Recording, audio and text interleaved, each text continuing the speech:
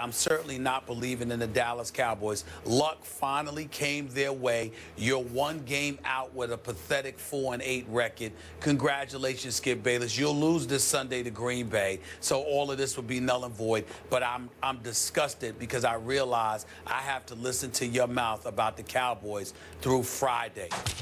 Welcome to my life. Stephen A. said that yesterday. The Cowboys play the Packers Sunday at 4:25 Eastern at Lambeau. Darren Woodson in the house. But we need to start with this man, Stephen A. Why do the Cowboys have no shot? Well, listen, everybody has a shot on Sunday. Don't backtrack. Don't backtrack. Here we go. Yeah. Stop it. But let me say this. Any given Sunday. Here we go. Cliches. I ain't giving y'all no damn shot. I can't stand the Cowboys. You know, everybody knows it. And listen, I will say this to you. Gurley, unless Todd Gurley is on the Dallas Cowboys, I don't expect anything from your running game, okay? He rushed for 159 yards against the Packers. But the flip side to it is that, you know what did Adrian Peterson do? The best in the game, 45 yards. You know, what did Jonathan Stewart do when they played Carolina? What was it? 66 yards? I'm just looking at the Dallas Cowboys, who don't have Tony Romo, who, as far as I'm concerned, don't have a quarterback, and you got a Darren McFadden who's no DeMarco Murray, okay? And I'm just of the mindset that with the urgency of the moment, the way the Green Bay Packers have showed in spurts, not consistently, but in spurts that they can defend, I don't think the offense is going to do much. Now defensively, I'm impressed with what I've seen from Dallas. I must admit. Got the best defense in the division, which ain't saying much, by the way. But they do have the best defense in the division. They're fifth in yards allowed in the entire league, okay? Sean Lee played like a beast the other night. He was absolutely sensational. If you got him shadowing Aaron Rodgers, making sure he ain't scrambling out of the pocket, that could be a problem. I understand Greg Hardy and those boys are coming. I get it. But this is the bad man we're talking about. And I believe even when his receivers can't get open for the most part, the fact that Richard Rodgers, we found a tight end, at least sporadically. We found it. I'm talking about Aaron Rodgers. I'm talking about Aaron Rodgers. You and Aaron found it. I'm talking about Aaron Rodgers. I'm not a Green Bay Packers fan. I'm an Aaron Rodgers fan. I know. I got it. So my point to you is, you know, if Richard Rodgers can duplicate his performance, which is plausible, okay, and Eddie Lacy could give you something, which is possible, Aaron Rodgers being back there, being Aaron Rodgers, you know, I'm of the mindset that, you know, why should they lose this game? Why the hell should I pick the Cowboys? I'm not picking the Cowboys. I think the Cowboys' defense will try to hold down the fort. They'll make it interesting. But Aaron Rodgers and the Packers will probably pull away because that's what the Cowboys are prone to do when they're not going up against a young, inexperienced, sporadically inept Washington Redskins squad.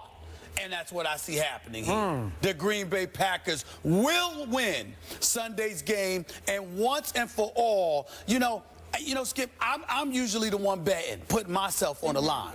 Can we have a bet where when the Cowboys lose this week, we're the hopeless underdog. We are the underdog. Exactly. Can we bet? Where I can ban y'all from even smiling about the Cowboys, let alone talking about them? That's what I want to say. Can we do that to all of y'all? I mean, all of you Cowboy fans. Matter of fact, can I have? If you're going to continue to talk about the Cowboys, can I ask y'all for this favor? Go ahead. When you lose Monday, can we get all the Cowboy fans in the building, on their talent that's in the building, you diehard closet Dallas Cowboy fans, flagrant Dallas Cowboy fans, can all of y'all come together and huddle around this desk for First Take where I can look all of y'all in the face and say, shut up! The Dallas Cowboys stink. They're going home. They're no longer relevant. Now get the hell off of campus. Can I do that Monday? Oh, go ahead. That's Can fine. I do that Monday? Because that's fine. You're not going to be here? No, I want it when you're here. No, I want it when you're here. I want when you're here. He doesn't need to be here. I can handle it. You know, I want all you Cowboy fans, all of y'all together,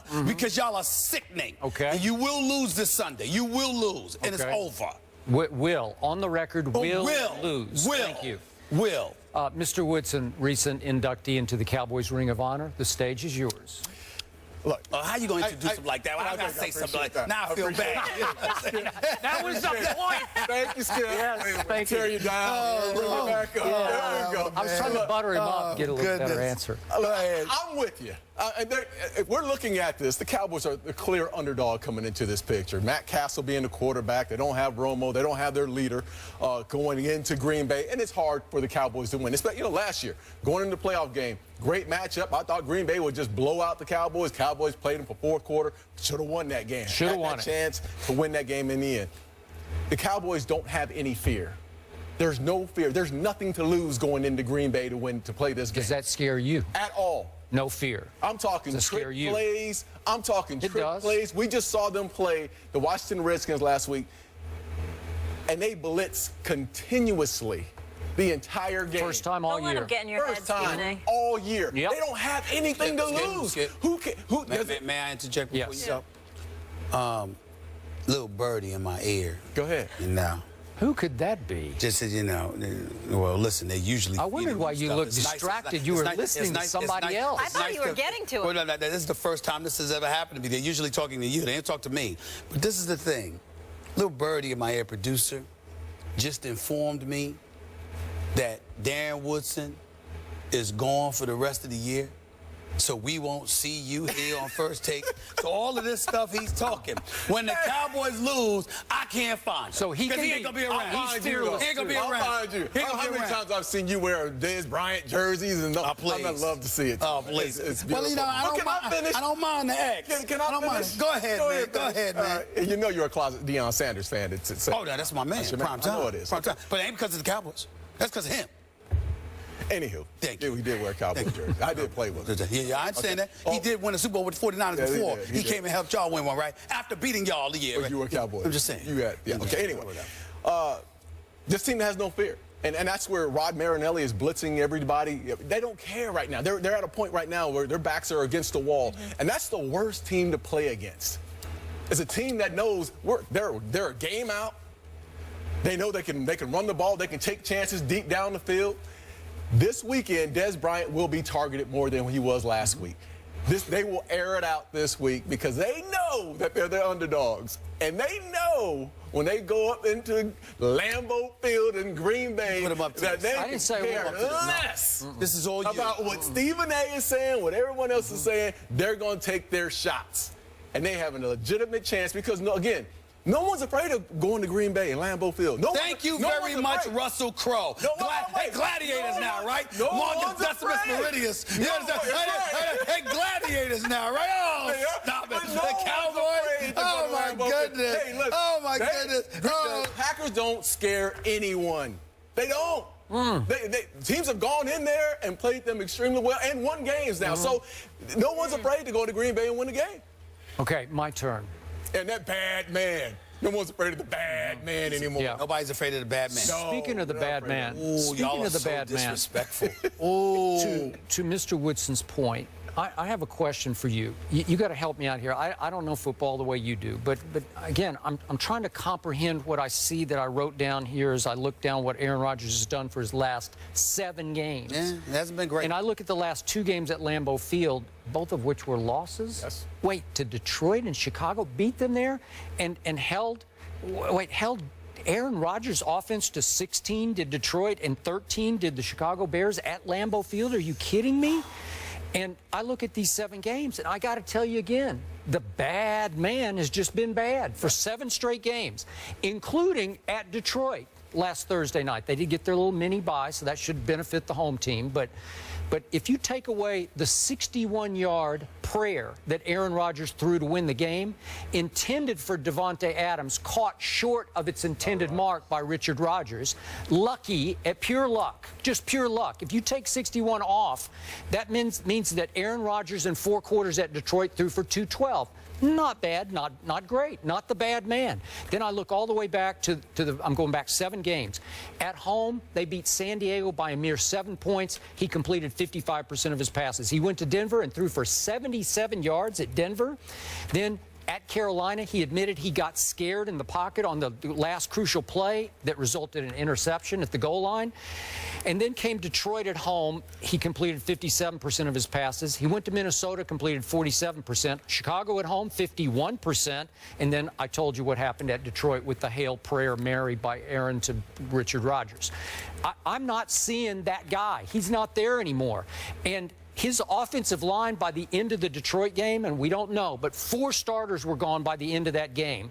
And it sounds like the kid, Corey Linsley, the Ohio State kid playing center, it sounds like he's going to be out. So you got a backup center, going against that Cowboy pass rush. Not a pretty sight. I got to tell you, because they can rush the passer. They're getting a little better each week. The defense gets a little better. And finally, Des Bryant, this past Monday night, looked like Des Bryant. He looked like he could actually run. So I am with Darren. Nothing to lose. Take your shots. I don't see how you can say that's a done deal. Well, you wouldn't, Mr. Cowboy. And I respect that. I disagree with you. I will say this to you, too. Getting back to your numbers on Aaron Rodgers, Darren Woodson, Mr. Ring of Honor, you know, Super Bowl champion, football aficionado that you are. Do you know of any quarterback in NFL history that has been exceptional when receivers can't get open or can't catch? I just say, do you know of any? I'm just saying. Yeah, I know one, Tom Brady. No. They get open. Stop that. They get open. They do get open for Tom Brady. Yes, they do. He drops passes. He gets open, but he drops passes.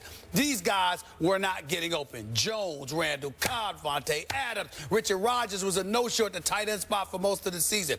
I wanted to allow me to point something out. I mean, it's just me, because we are talking about Skip Bayless here, and he does bring up Aaron Rodgers in such a disrespectful fashion, because how dare me sit there and say talent-wise Aaron Rodgers is better than Tom Brady, at least at times.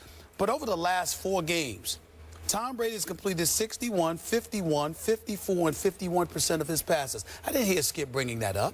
That's not the point. We're talking about Dallas' chance of Lambeau.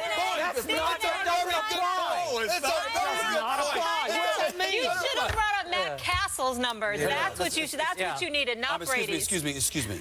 I'm trying to help you out. No, I don't need help, Miss Connecticut. I appreciate it, but I don't need it. Here's why I don't need it. Matt Castle doesn't belong in the same conversation as Aaron Rodgers or Tom Brady.